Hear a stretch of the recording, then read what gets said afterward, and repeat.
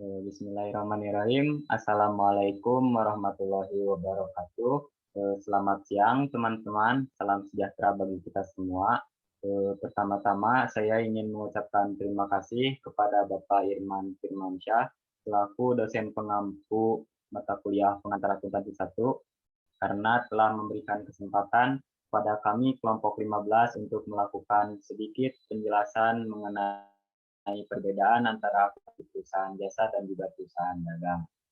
Sebelumnya saya ingin mengkonfirmasi terlebih dahulu bahwa salah satu anggota dari kelompok 15 atas nama Sri Sumiati ternyata telah keluar dari Unsil.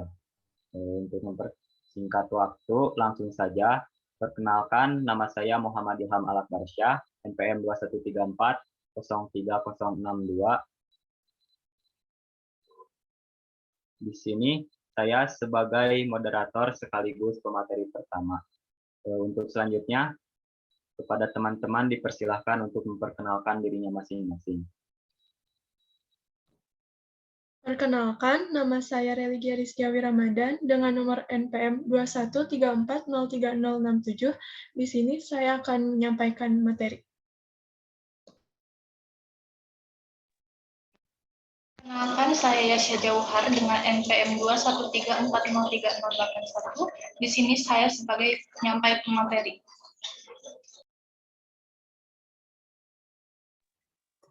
Perkenalkan, saya Mila Sari dengan NPM 2134030072.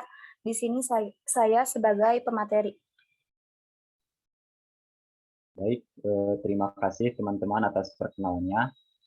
Langsung saja.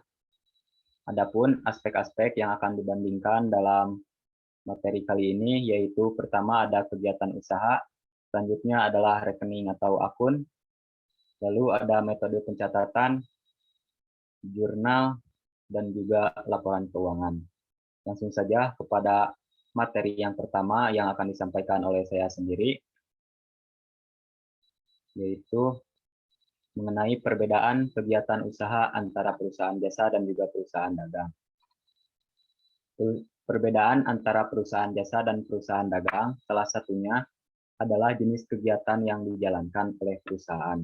Perusahaan jasa berkegiatan utama memberikan pelayanan berupa jasa kepada konsumen atau pelanggannya. Contoh dari perusahaan jasa ini salah satunya adalah Gojek, Grab, dan lain-lain. Sedangkan untuk perusahaan dagang, kegiatan utamanya yaitu menjual barang dagangan. Dimulai dari membeli barang dagangan dari pemasok ataupun produsen secara langsung, baik secara kredit maupun secara tunai. Untuk kemudian dijual kembali dengan tidak mengubah nilai guna barang, baik secara tunai maupun secara kredit. Adanya barang dagang inilah yang menjadi pembeda antara perusahaan jasa dan juga perusahaan dagang. Contoh dari perusahaan dagang antara lain seperti mall, toko pakaian jadi, dan lain-lain. Mungkin cukup sekian materi yang dapat saya sampaikan. Untuk selanjutnya kepada pemateri kedua, yaitu Religia, dipersilahkan.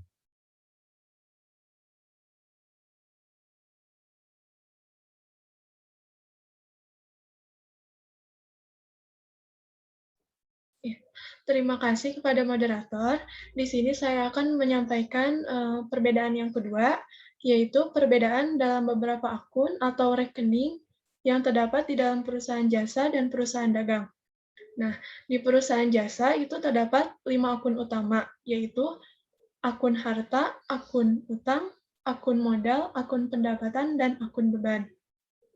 Sedangkan di perusahaan dagang, sama seperti perusahaan jasa, terdapat 5 akun utama tersebut, namun karena ada transaksi yang berbeda dengan perusahaan jasa, maka di perusahaan dagang pun terdapat beberapa akun tambahan, yaitu seperti akun persediaan barang dagangan, akun pembelian, akun retur pembelian, akun potongan pembelian, akun beban angkut pembelian, akun penjualan, akun retur penjualan, akun potongan penjualan, akun beban angkut penjualan, dan ada akun harga pokok penjualan atau HPP.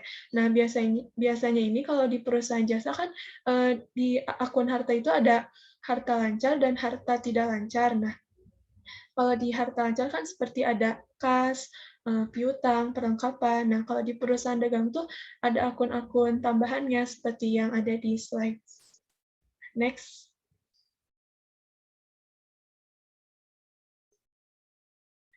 Nah, perbedaan yang ketiga yaitu mengenai metode pencatatannya. Perusahaan jasa itu tidak terdapat metode pencatatannya karena tidak terdapat akun persediaan. Karena seperti yang sudah saya jelaskan tadi, di dalam perusahaan jasa itu hanya ada 5 akun utama dan tidak dapat akun persediaan di dalamnya. Sedangkan pada perusahaan dagang terdapat akun persediaan, sehingga pencatatan dilakukan dengan 2 metode, yaitu ada metode periodik dan metode perpetual. Metode periodik atau metode fisik kebanyakan dipakai di perusahaan-perusahaan retail yang barang dagangannya banyak dan transaksinya sering. Kalau metode perpetual atau metode buku biasanya digunakan oleh perusahaan-perusahaan yang barang dagangannya mahal dan transaksinya tidak terlalu banyak. Jadi karena biasanya barang dagangannya mahal, jadi harus dicatat dengan detail di metode perpetual. Nah, karena perusahaan jasa tidak terdapat akun persediaan, maka tidak ada metode pencatatannya. Terima kasih.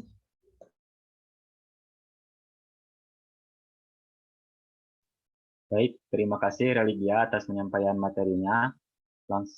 Selanjutnya ada pemateri berikutnya yaitu Yasha. Kepadanya dipersilahkan.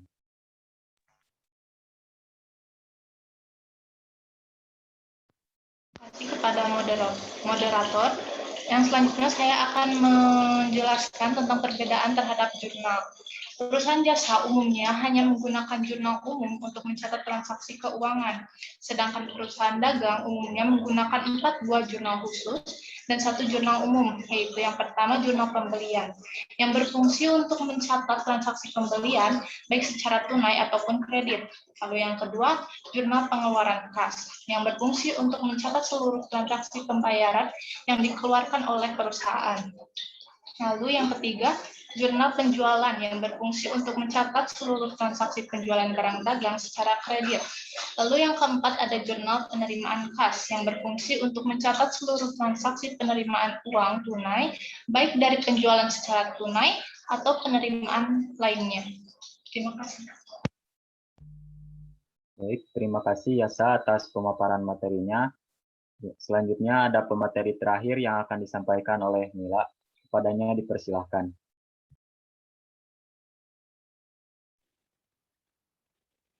Baik, terima kasih kepada moderator. Di sini saya akan menyampaikan materi selanjutnya terkait perbedaan isi dari laporan keuangan. Nah, perbedaan antara laporan keuangan perusahaan jasa dengan perusahaan dagang yaitu terletak pada akun-akun yang tertera, seperti yang telah rekan saya sebutkan tadi bahwa di mana ada akun yang termasuk dalam laporan keuangan perusahaan dagang, namun tidak ada dalam laporan keuangan perusahaan jasa, seperti akun pembelian, penjualan, persediaan, dan yang lainnya. Nah, dapat dilihat di slide, contoh perbedaannya ialah pada laporan laba rugi. Pada perusahaan jasa, pendapatannya itu berasal dari pendapatan jasa. Beban-bebannya yaitu dari beban operasi langsung, misalkan beban gaji, beban listrik, beban telepon, beban penyusutan, dan lain-lainnya kemudian langsung dikurangkan dan menjadi laba bersih. Sedangkan di perusahaan dagang, itu pendapatannya berasal dari penjualan. Kemudian ada yang namanya HPP atau harga pokok penjualan, dan itu yang akan menjadi pengurang penjualan. Jadi penjualan dikurangi HPP hasilnya laba kotor. Kesimpulannya, jika di perusahaan jasa pendapatan dikurangi beban operasi langsung akan menjadi laba bersih, tetapi di perusahaan dagang penjualan dikurangi HPP menjadi laba kotor, kemudian dikurangi dengan beban operasi seperti beban listrik, telepon, dan lain-lainnya.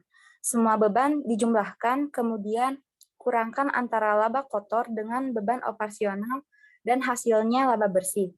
Nah, inilah bedanya antara perusahaan jasa dengan perusahaan dagang, yaitu ada harga pokok penjualan. Terima kasih.